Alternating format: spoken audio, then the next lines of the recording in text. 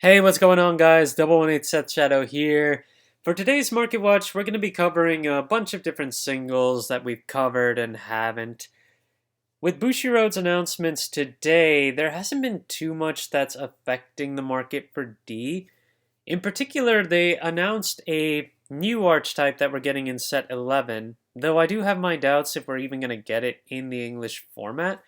It seems to be an arcade-style Beetle game that they're implementing as an entire archetype.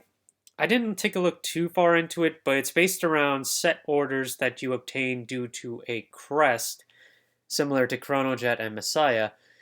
But otherwise, I even have my doubts if we'll get it in the English format, given that it feels like it's more of a Japanese exclusive, but we'll have to see.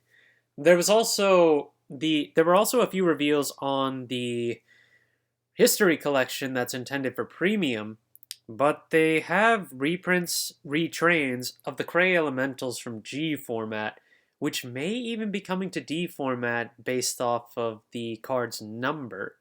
We'll have to see with more news down the line, but let's go ahead and get into today's Market Watch. First item for today is Aiding Monster Techjin, which is a Brank Gate support card where when you discard it during your turn, you can look at the top 5 of your deck and add a set order to your hand.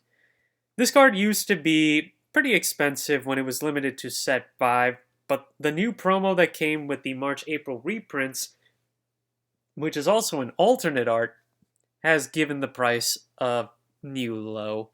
Or rather, at least it made it fall out a little bit. If you take a look at the rares price from set 5, we had a peak back in February, and then it just fell out from there, effectively being a $5 card until it was understood that we would actually get the reprint that we needed for that one. Then if we take a look at some of the other copies, the foil of the promo is sitting at about $6 at the base. The holo foil of the set 5 one is sitting at around $4 to start. We take a look at listings on that. This one has fallen out quite a bit, but this one was pretty high from the start, as sometimes you would see this thing sell for $10 given how generic it is. And it's still a generic to play, but as decks get a bit more sophisticated with their support cards, it's losing some value overall. Ardor Hatchet Dragon for Dragonic Overlord. This is the most recent Chase promo from the March-April promo packs, but it's fallen out quite significantly and is now $20 for the base rarity. And for the foil, you can pick it up for $23 to $25 right now. I would imagine it'll continue to drop, especially after the BSF tournament is over. So if you're still holding out, probably will have to keep holding out for a while longer. The same goes for Drag Ritter Halbei, who is slated to get a reprint in Festival Collection 2023, and I think is a triple R too. But the card is $50 right now, and Overlord is still a favorite for BSF. So it's likely going to stay here for quite some time, for at least the next month. And then it might start to fall out as we get closer to Festival Collection in July. That would be the time to buy it, in my opinion. Steam Battler Gunram is also falling out. With Brainwash not getting its restriction with Chronojet Dragon, Gunram is not as necessary anymore when playing Chronojet. We'll have to wait and see what happens when the BSF tournament is over, but we're looking at $11 listings on the board, and if we look at actual sales, we see basically the fallout from $15, $16 sales, and it's still selling pretty well. When it comes to the SP, I mean, the market price has been climbing and only has climbed up to this point. When we look at actual sells, they have fallen out from the early March highs that got all the way to $70, and we're now seeing sells back at the $20 range. So this card is still significantly higher than when I first covered it, which was about $8 for the SP. Going forward, the SP is likely to maintain a decent value as it is a generic support for Dark States. Diablos Boys Eden is also holding at a decent value. We're looking at least $11 right now for the triple R on this one. Listings, we've got a few copies on the low end, and the SP also has a few copies on the low end listings, but that's still at least $30. And when we look at the history, this card hasn't sold since the beginning of this month. So you could expect some fallout, because I don't think Viamont's Bruce is getting any more support than we already got revealed for set 10, which I believe is pretty limited. But otherwise, Eden is a generic retire support too, which could keep its price up. I just want to go over the Triple R triggers for Festival Collection 2021. I've talked about the SPs so many times, but didn't really talk about the Triple Rs, which have been rising in value. If you want the Diablos girls, the Aura Battler princesses, or the Cater Sanctuary cards, those are $5 upward for all of their listings. And Arches is actually down to 3 listings, along with Loris Yellow. So you're running out of quantities if you want to pick those up. The Blaze Maidens start at around $3, and then, unfortunately, the Sylvan Horns are dollars to $2, so they're not really going anywhere. Stoichi has been neglected in terms of these triple Rs, so they're still cheap enough for you to pick up if you want. Desire Devil Bubitsu, with Greedon getting his mask reveal probably in the next week or so, this card is seeing an increase in value for the Triple R with only 5 listings remaining and starting at $10. If we take a look at the SP though, $13 is the low listing on that one, so if you are looking to pick up Bubitsus, the SP is probably a better bet, as Greedon is likely to give this card more value regardless of its skill, because I'm pretty sure Greedon is still going to retain some semblance of eating its whole board. I could be wrong, but I mean, that's how Greedon operates, so we'll have to see. Beware of overeating Eileen.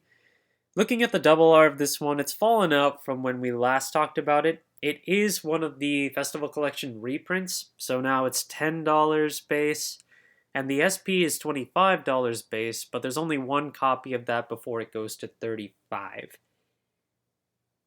I mean, it's a good generic for Lyrical, so not a bad pickup for $25.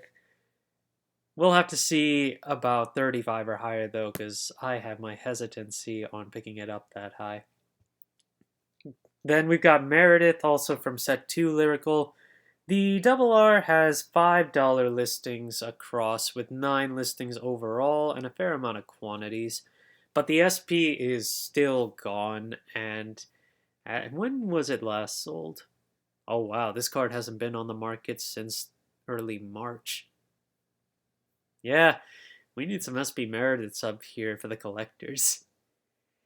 Roroa should be getting his announcement for Set 11 next week, so let's go ahead and take a look at some of his cards. The SP of the Grade 3 has one listing at $60, the Grade 0 has $30 listings from the baseline. The Grade 1 and 2 start at $16 to $20 for their SPs, and the Triple R for Roroa is starting at $7. I don't know if this one will go up or down. It really depends on whether or not the new Roroa requires the old one for any sort of combination plays. Between the dress-ups for Lyrical and Tegrea needing both the light and dark copies, there's the possibility that this will still see play, but you may not need 4 copies anymore. Radlina is also something to keep your eye out for as Roroa gets new support announced. Her SP for the Grade 2 has 2 listings from $80 to $92. The FFR has 9 listings starting at $38. The Triple R of the Grade 2, $860 for the base, so it's basically a $9 to $10 card right now, and still has a fair number of listings. The Triple R for the Grade 3 in Set 8 is $1 to $2 right now, and I don't see this going down given that this is the main combo card of the entire deck now. So if you do want the Triple R Grade 3, this is probably the best price point that you're going to get for it. And then I want to talk about perfect guards from Set 6, particularly the rares. Overall, if you take a look at listings for all 5 types, you can tell that they're all at least $2 now. Brandgate Planet Wall Dragon is going up to $3. Repelled Malice for Dark States is close to 2. Sparkle Reject Dragon Empire is also close to 2. And then Palladium Zeal is already 2 and going on 3. So Brandgate and Cater are still the most expensive of the lot, but all the perfect guards here are rising. Just keep that in mind when you go to search for them, but they are getting some reprints of perfect guards in the Festival Collection as well. High Tension Roxella. I wanted to talk about the triple rare for this one, as it seems to be increasing in value over the last few months. It had a market price in the $1 range, but it's been selling for $3 more often and a little more consistently, and there are a bunch of listings that end up getting to $3 when you use shipping as well. Just keep that in mind, it is rising. It has no particular rhyme or reason to it yet, especially since the FFR has not sold in a while. 55 is the lowest listing for the FFR, and then we start getting to 70 to 90 when we start getting to the high. Oh, geez, and there's a 140 copy too. But this card is selling well for the triple R, just not for the FFR. Eureka, on the other hand, we know this song and dance. The FFR is still sold out, and there are only 2 copies of the triple R left, starting at 70 before it jumps to 120. We need a reprint. This card is too expensive now. That's all I can say. Jennifer. This card has been holding at a good $3 for some time. It had a bit of a fallout through the winter, but then it really picked back up and is now back at the $3-4 mark for all of its copies. For those of you who don't know, this allows you to play orders from your drop, and then it puts the order back into your deck after you've played it. The FR of this one is also increasing in value. We're looking at about $7 right now. Its usual market price was closer to $5. So there are only 5 listings of it too, and each listing only has 1 copy.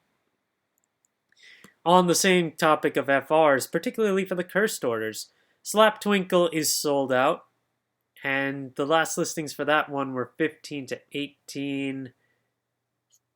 Yeah, enough said about that one. And then you've got Cursed Sugar Sparkle, which is the other order.